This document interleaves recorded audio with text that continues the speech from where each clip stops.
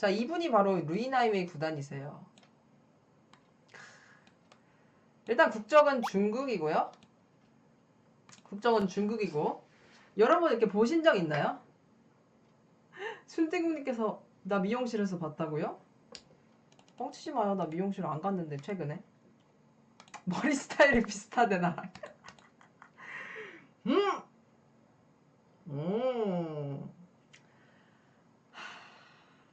네. 이 루이나이웨이 구단이에요. 여성 최초 구단이시고요. 루이나이웨이 사범님 머리 스타일까지 제가 또 따라했다라는 말이 있는데 저분 여자냐고요? 여자시고요. 루이 구단 같은 경우에는 30년 이상 세계 최강으로 군림한 여자 바둑계의 최강자입니다. 별명은 철녀라 그래요. 철녀. 철의 여인이다라 그래서 철의 여인이라다 그래서 철녀라 그러는데 이 루이 구단이요. 제가 가끔 이제 루이라고 할 때도 있어요. 편의상. 세계 바둑사에다가 그냥 획을 긋는 그런 사건을 터뜨렸죠. 바둑 역사상 여자 기사가 남자 기사들을 다 누르고 바둑뿐만이 아니라 모든 스포츠를 통틀어서 우승을 하는 1등을 하는 그런 사상 초유의 사건이 발생을 한 거죠. 지금까지 그 기록은 깨지지 않고 있고요. 그때가 이제 최초였죠. 바로 그 통합기전 우승 맞아요. 세계 정상급의 남자 선수들과 대등하게 겨루었던 유일한 여자 선수이자 한국 여자 바둑계의 스승이라고 볼 수 있는데 이분의 이름이 바로 루이 나이 웨이입니다. 또 이제 다른 이름은 예네위 구단이라고 불리우기도 하고요. 그 고 레이팅에 따르면은 루이는 31년간 여자 1위를 고수를 했어요. 여러분, 이 31년이라는 거는 진짜 어마어마한 거예요. 어마어마한 거죠. 이창호 구단도 뭐 10년 전으로 될 것 같은데 1인자 한 개. 근데 루이 구단이 31년간 여자 1위를 했다는 거죠. 자, 1986년부터 2013년까지 여자 랭킹 세계 1위를 단 한 번도 그 누구에게도 내준 적이 없어요. 전체 랭킹이 그리고 루이 구단이 참 높은데 이렇게 높은 이유는 이창호, 바둑의 신 이창호, 바둑 황제 조훈현, 그리고 이제 조치훈 뭐 이런 아주 그 정상급 기사들을 상대로 많이 뒀는데 전적이 이창호 구단을 상대로는 50%예요. 반반. 그러니까 얼마나 대단합니까? 그리고 나이 51세까지 1위를 거머쥐고 있었어요. 나이가 51세까지요. 전설의 이창호 조훈현을 이기고 통합 타이틀을 딴 인물이고요. 아직까지도 그녀를 따라올 만한 업적을 가진 여자 기사는 나오지 않고 있죠. 자, 이 루이 구단은요. 생년월일이 그러니까 1963년생이에요.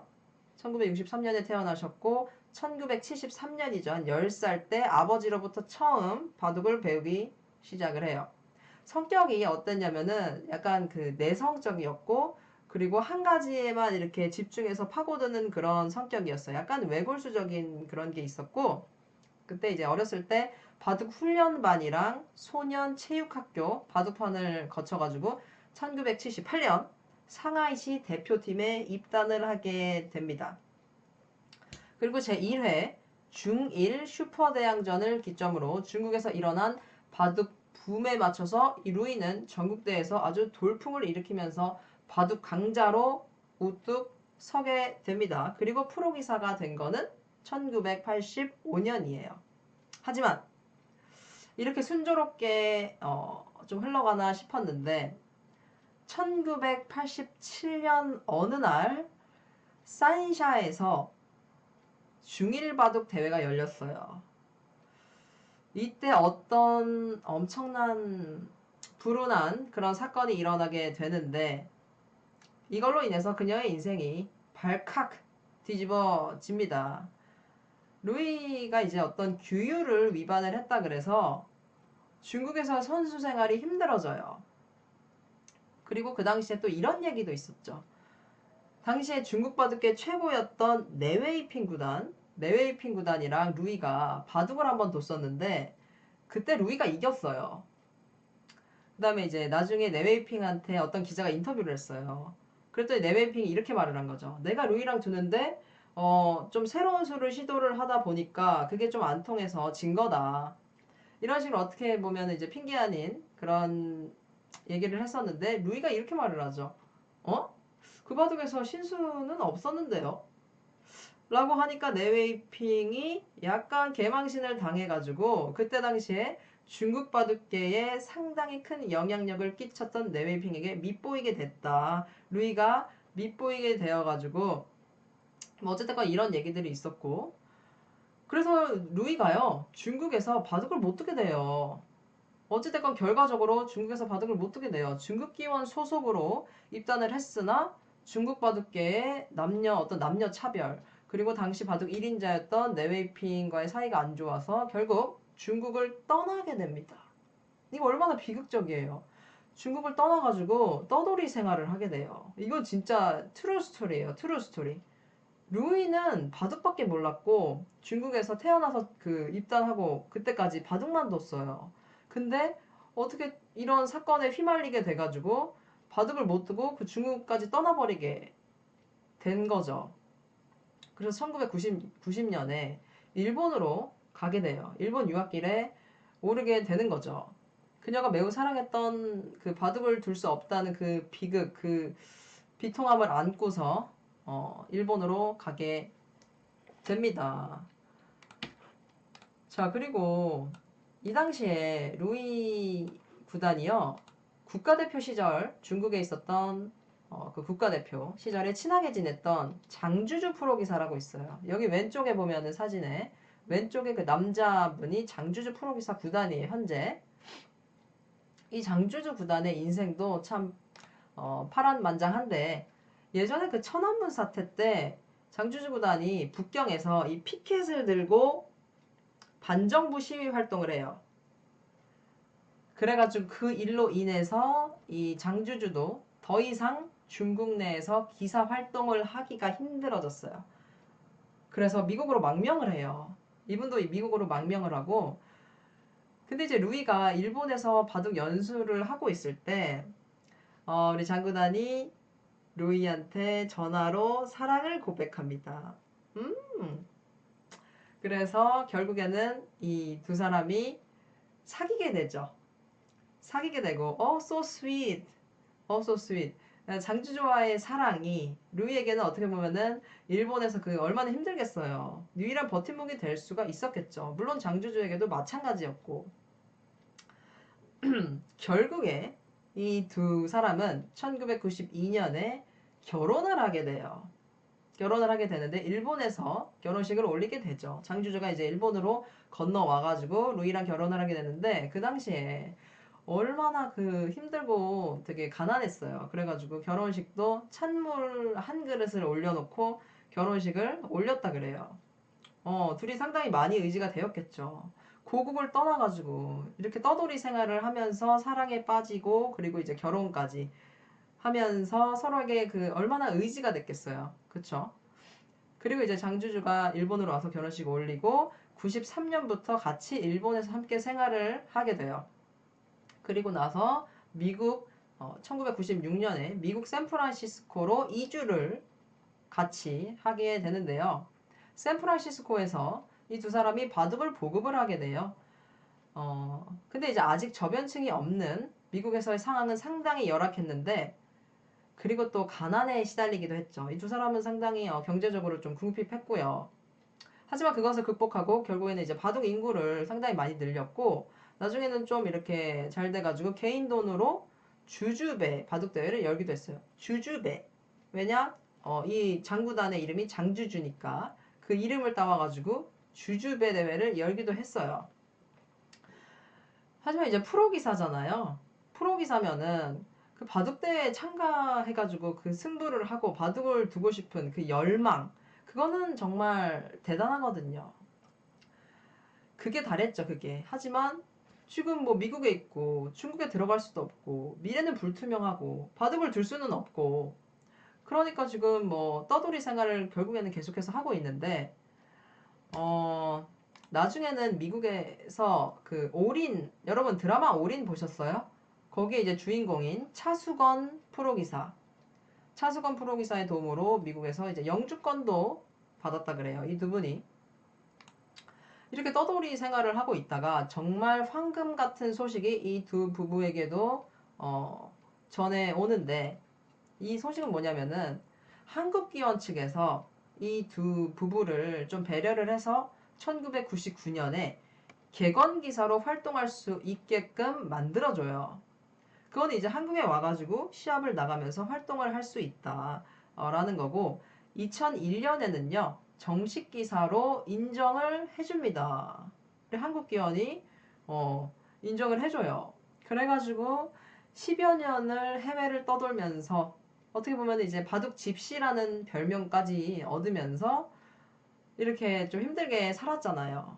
10여 년이에요, 여러분. 해외 생활을 하면은 정말 너무나도 이제 외롭고 너무너무 이제 힘든데, 그거를 이제 10년이나 하신 거예요. 그나마 이렇게 두 분이 같이 하셔가지고 서로 의지가 됐기에 망정이지, 정말 혼자 했으면 더 힘들었을 거야.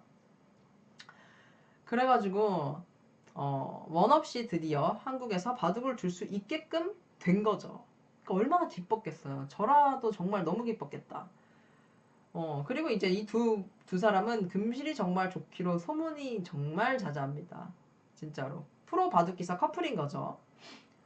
그때 이제 서봉수 구단이 우승을 하던 2회 응시배, 바둑 올림픽이라고 불리는 응시배 있죠. 4년에 한 번 하는 거. 응시배가요. 그 응씨가 잉창치 그분이 루이 구단과 장 구단을 지지를 했어요. 그리고 그들의 참가를 허락을 했어요. 당신들 이제 응시배로 나오세요. 나와도 됩니다. 이렇게 지지를 한 거지.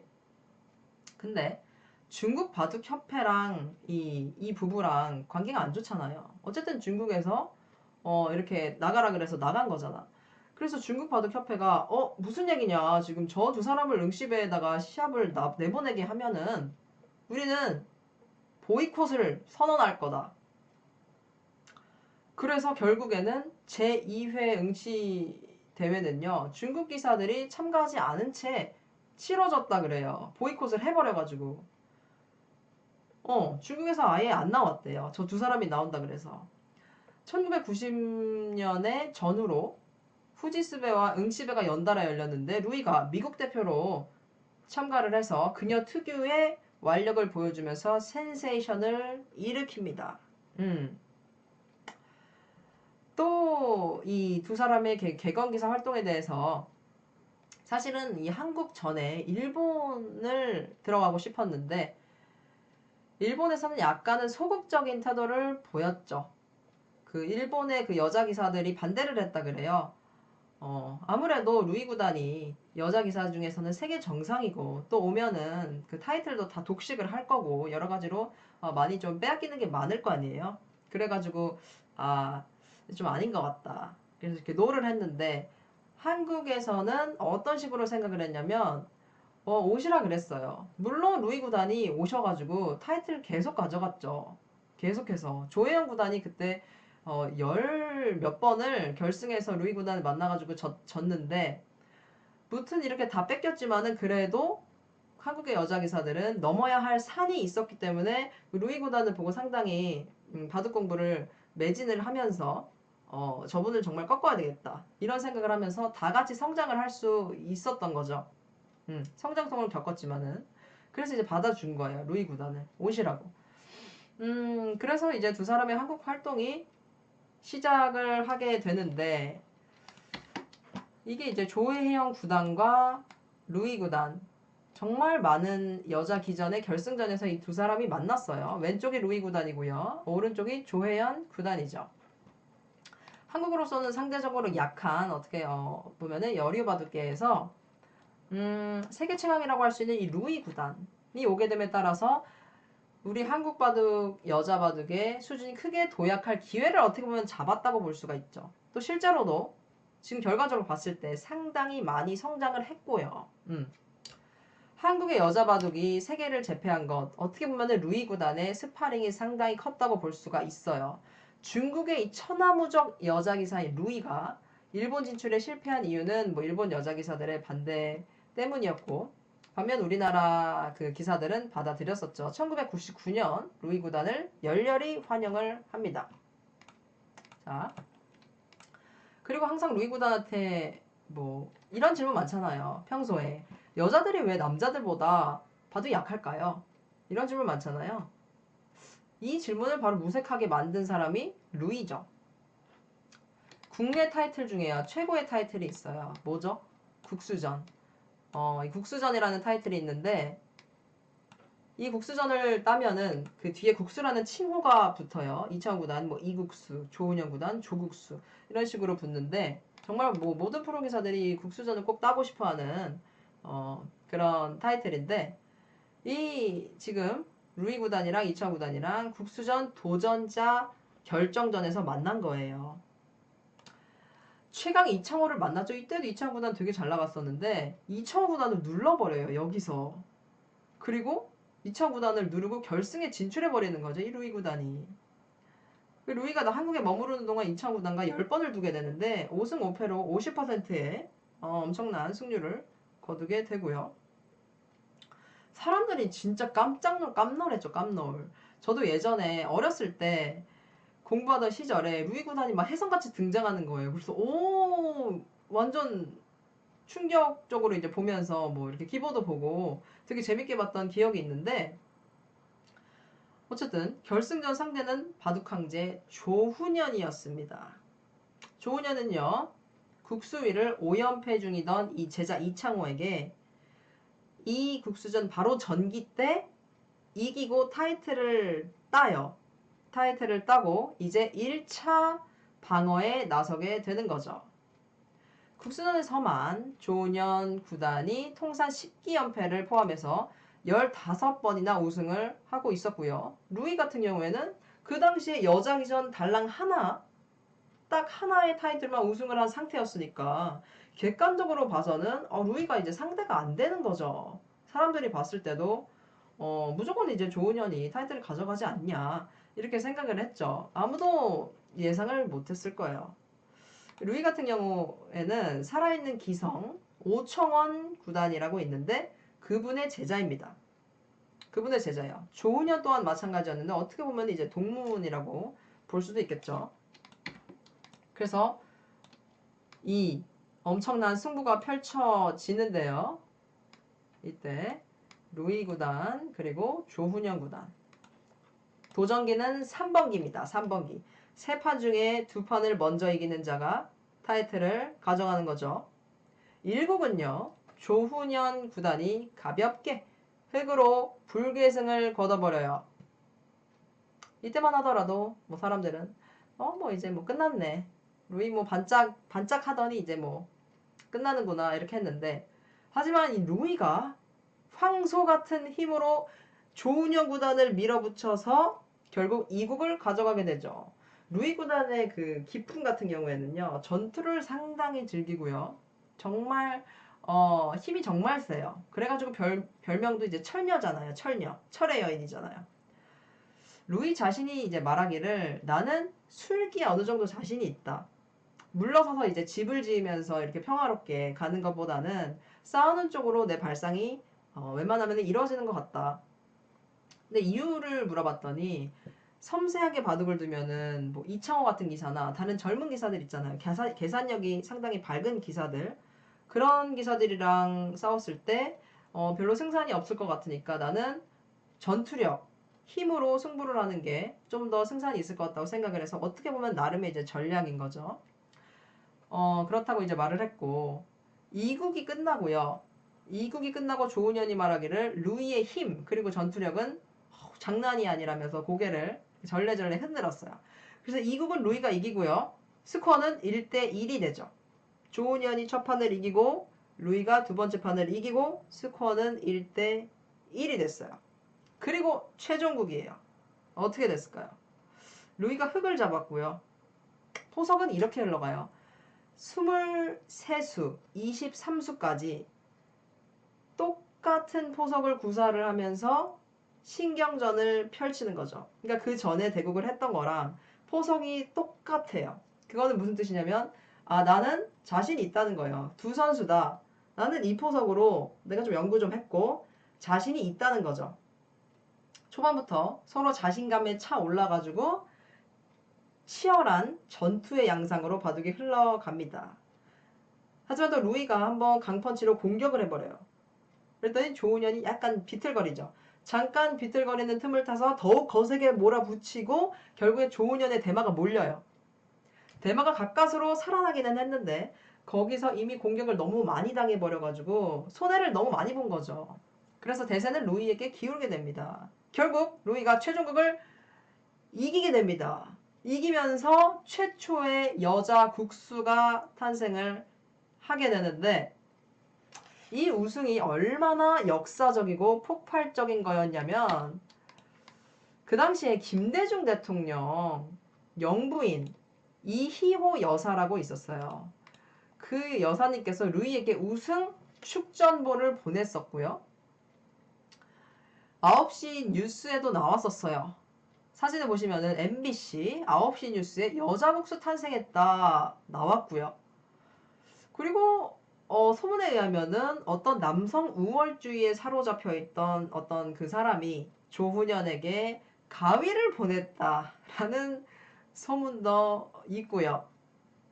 자, 어쨌든 2000년 초 제43기 국수 양위 사건은 전 세계적으로 남성과 여성 모든 시대 상황을 발칵 뒤집은 화제가 되었었죠. 가위의 그 뭔가 그 숨겨진 뜻은 여러분들께서 아시겠죠. 자, 이때부터 여성 바둑의 새 역사를 쓰기 시작을 하고요. 한국에 있는 동안 루이는 총 29회를 우승을 하게 됩니다. 29회요. 그중 27회는 여자 기전이고요. 그리고 나머지 2회는 혼성 기전. 남자와 여자가 함께 나가는 혼성 기전이라는 거죠. 2000년의 국수전과 2004년의 맥심배. 맥심배에서는 공격수 유창혁을 따돌리면서 우승을 거머쥐게 됩니다. 그러니까 이제 타이틀전에서 어떻게 보면은 이창호, 조훈현, 유창혁 이 정상급 3명을 누르고 우승을 한 거라고 볼 수가 있죠. 세계대회 또한 최고기라고 볼 수 있는데 최고 기록이라고 볼 수가 있는데 이 사진을 보시면은 상당히 좀 오래된 사진인 것 같죠? 우리 그 루이 구단이 이때는 단발머리시네요. 단발머리시고 안경을 썼어요. 그쵸? 이게 그리고 오른쪽이 오다케 히데요 구단. 응시배에서 만났었거든요. 응시배에서. 여자 기사로서 92년 잉창칩의 4강에 오른 것. 세계대회 4강에 오른 거예요. 4강에. 그쵸? 그리고 이제 GS배 준우승, 삼성화재배 8강 등등 남자 기사와 동등하게 정상권 기사로 활약을 하셨어요. 그 어떤 스포츠에서도 찾아볼 수 없는 일로 바둑계뿐만 아니라 모든 스포츠에서 아주 대기록을 세우신 거죠. 국수전에서 이제 조훈현 구단을 꺾고 국수를 땄잖아요. 하지만 조훈현이 그 다음 해에 도전자로 도전을 해서 다시 루이에게 타이틀을 빼앗아 가기는 했어요. 루이의 타이틀 획득은 어떻게 보면 이제 단발로 끝났죠. 1회로 국수전은 1회로 끝났으나 그 자체로 어떻게 보면 여자 바둑 기사도 최고에 오를 수 있다는 것을 입증을 한 셈이고요. 그리고 앞으로 그럴 가능성 있는 후회가 나올 수 있다. 요거를 이제 입증을 해준 거죠. 그리고 어떻게 보면은 루이 구단이 그 망명 생활을 했고 떠돌이 생활을 좀 했잖아요. 한참 최전성기를 누려야 할 시기인 20대 후반에서 30대 뭐 중반까지 바둑을 아예 두지를 못했어요. 정치적인 어떤 그런 문제로 인해서 바둑을 시합을 한 번도 이제 못 나갔으니까 그 엄청난 공백이잖아요. 그런데도 불구하고 이렇게 엄청난 성적을 거두었다는 점을 보면은 정말 대단한 거죠. 만약 저때 저 공백이 없었으면은 지금보다 더 위대한 기록을 세웠을 수도 있어요. 그리고 이제 또 재밌는 사건은 2003년에 맥심 커피배라는 시합이 있어요. 맥심 커피배는 구단들만 출전을 할 수 있죠. 이 구단들은 신의 경지에 오른 사람만 그 구단이라고 하거든요. 초단은 뭐 제 몸을 지킬 줄 안다. 구단은 신의 경지에 오른 그런 사람들 구단이라고 이제 하는데 어쨌든 구단만 나갈 수 있는 그 맥심 커피배 여기에 결승에서 상대가 남편을 만나게 됩니다. 장주주 남편이랑 결승을 두게 돼요. 이거는 바둑 역사상 최초예요. 최초. 그리고 앞으로도 있을지 모르겠어. 지금 보시면은 지금 맥심 커피가 끝나고 화기애애하게 복귀를 하고 있는 그런 모습이고요. 남편도 바둑기사죠. 장주주 구단. 자, 그래서 이 장주주 구단과 만나게 되는데 부부이지만 승부잖아요. 승부. 한치의 양보도 없이 승부를 펼치게 됩니다. 뭐 이따가 끝나고 집에 가서는 누가 밥할지는 모르겠지만 이때 승부는 어떻게 됐을까요? 객관적으로 봐서는 루이는 통합 타이틀을 딴 적도 있고요. 남편보다 성적이 좋았거든요. 근데 결승전에서 루이가 졌습니다. 루이가 졌고요. 남편인 장주주 구단이 맥심배를 가져가게 됩니다. 어떻게 보면 이제 집안 싸움이었죠. 집안 싸움이었고 세계 바둑 대회 통틀어서 전례가 없던 일이었어요.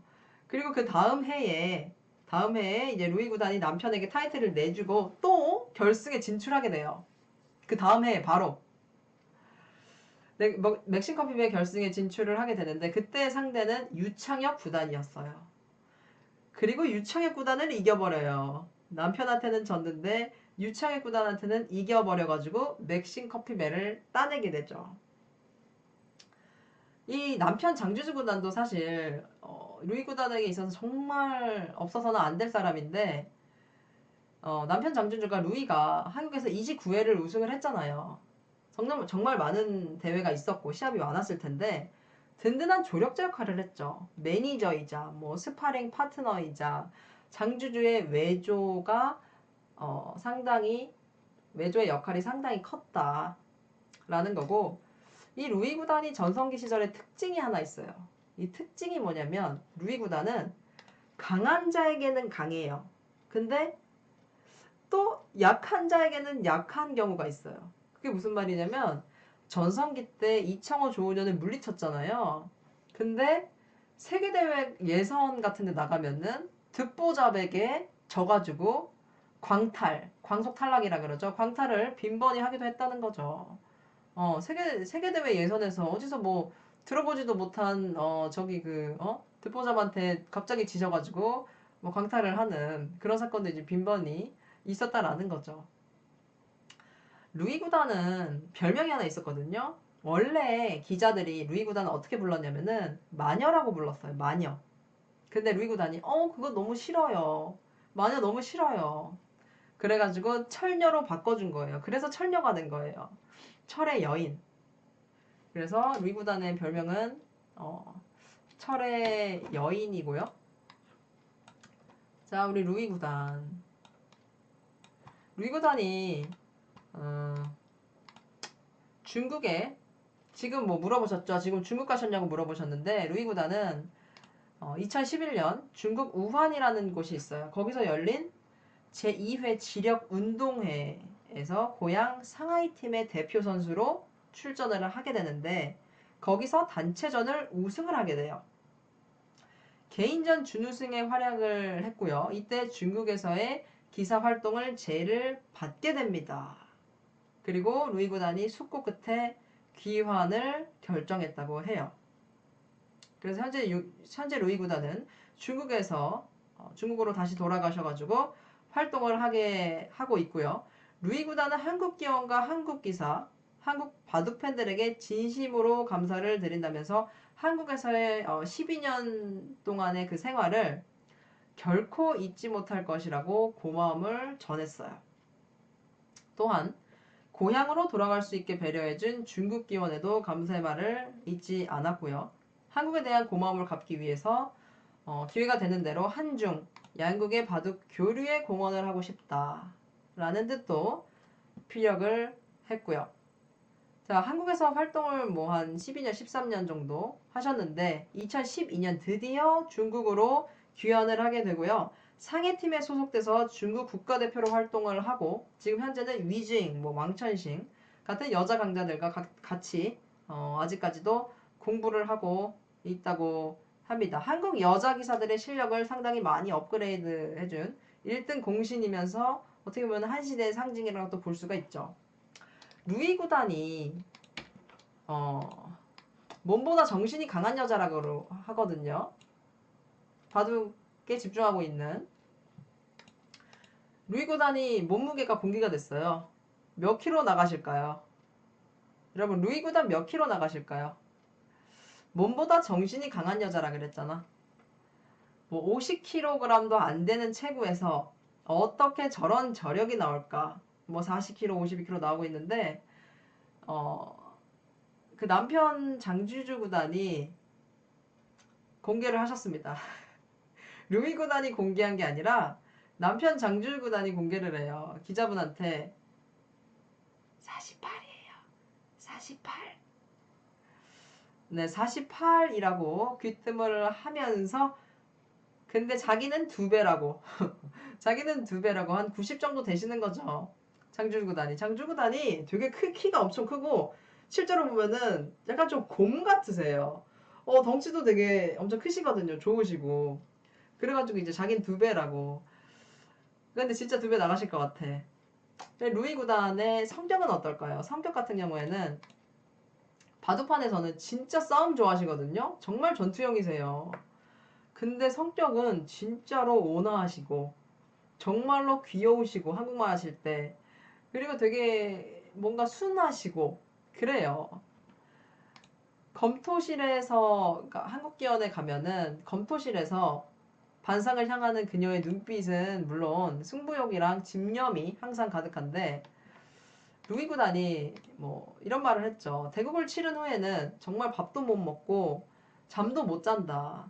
그리고 예전에 박영훈 구단이랑 10시간 동안 바둑을 연속으로 둔 적이 있는데 그날은 집에 와가지고 진짜 아무것도 못했다. 그래가지고 바둑 프로 기사들이 왜 물론 이렇게 뛰어서 스포츠 하는 건 아니지만 왜 말랐냐면은 이렇게 정말 많은 에너지를 쓰거든요. 그래가지고 이제 마른 거죠. 그리고 이 루이 구단 부부 또 좋아하는 게 있어요. 딱히 취미가 없어요, 루이 구단은. 근데 산을 오르는 걸 좋아하고요.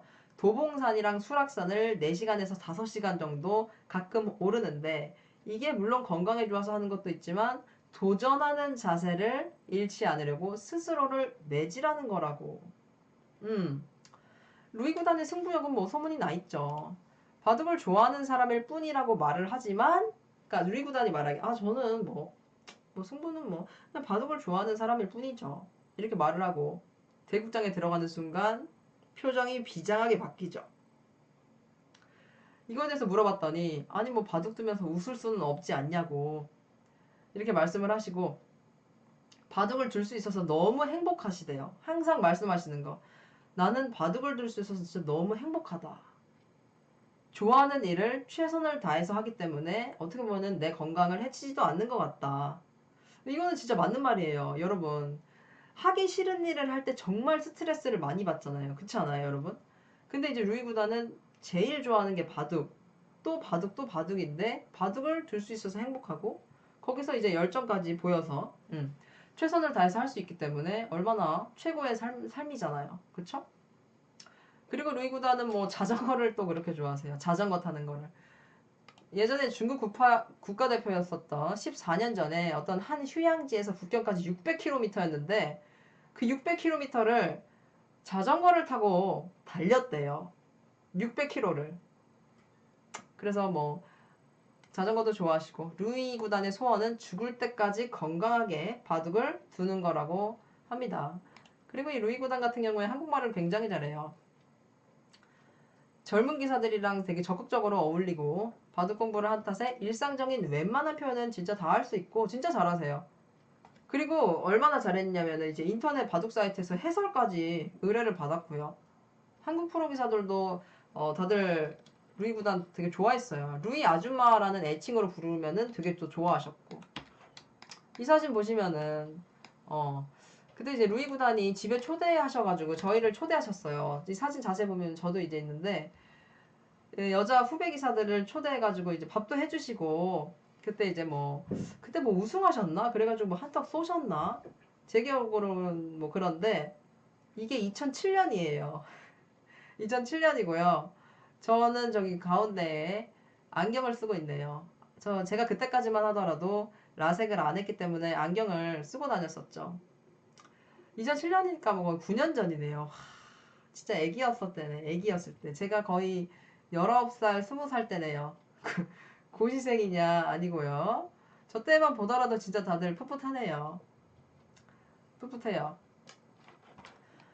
어쨌든 나중에는 이제 루이 구단이 한국에서 조혜연이랑 박지은 구단들이 루이를 꺾으면서 무관이 됩니다. 무관이 되고요. 프로연도 쭈구리 시절이라고 하는데 아니 또 막상 보면은 지금보다 피부도 좋고 괜찮아. 어쨌든 루이 구단은 외모가 상당히 갸냘프고 연약해서 중년의 나이를 짐작할 수 없을 정도였지만 바둑만큼은 누구보다 완력이 강했다. 그리고 이제 루이 류라는 게 어떻게 보면은 좀 유행을 할 정도로 상당히 또 그때 강한 전투력을 보여줬었죠. 그리고 국내 활동 첫 해였던 99년에 류 구단이 성적이요 84.62%예요. 국내 승률 1위였어요. 국내 승률 1위. 그리고 한국 기원 근처에다가 집까지 얻었어요. 그녀의 삶에는 진짜 오직 바둑뿐입니다. 후배 기사들이 말하기를 한국 기원 4층에 기사실이 있어요. 기사실이 있는데 거기 가면 항상 루이 구단이 있어요. 항상. 진짜로. 그리고 이제 루이 구단 같은 경우에 상당히 또 이거 하나 보여드릴게요. 이건 뭐냐면은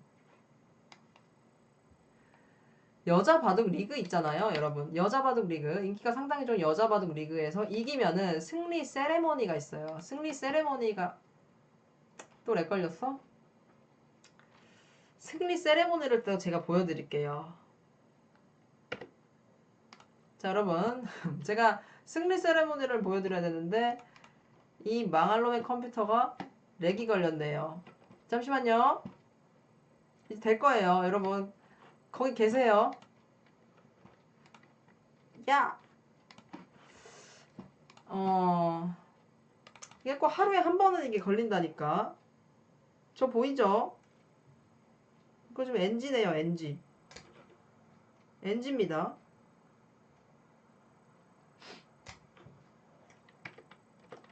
언제 될 거야?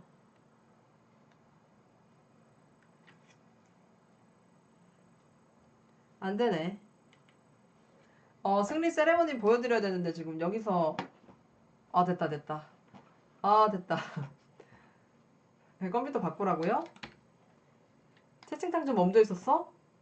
다시 한번 해볼게요. 된다. 자, 이건 봐야죠. 이건 안 볼 수 없어요. 루이 구단 승리 세레머니 보셨어요 방금? 귀엽지 않아요? 이게 뭐야? 이게 세레머니예요. 감사합니다. 저 이겼어요. 보통 세레모니 하면은 뭐 이런 거라든지, 뭐 이런 거라든지, 이렇게 하는데 되게 겸손의 세레모니.